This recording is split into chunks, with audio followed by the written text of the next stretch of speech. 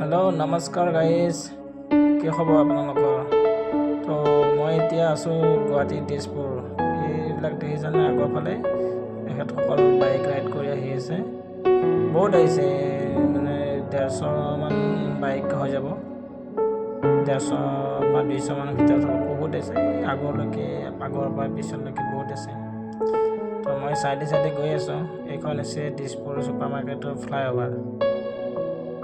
তো আপোনালোকে দেখি গুৱাহাটীত মানে থকা বোলেতো জানেই, প্ৰায় চিনি পায়।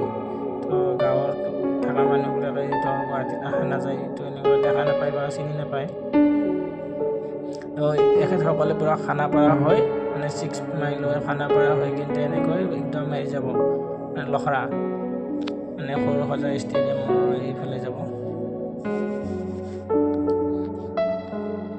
তো চাওকচোন, ধুনীয়া লাগিছে, ভাল লাগিছে, মানে পূৰা এক লাইনকৈ গৈছে। মানে একদম ফাৰ্ষ্টৰ পৰা লাষ্টলৈকে চালে ভাল লাগে আৰু। তো ইমানখিনিতে ভিডিঅ' আজিলৈকে।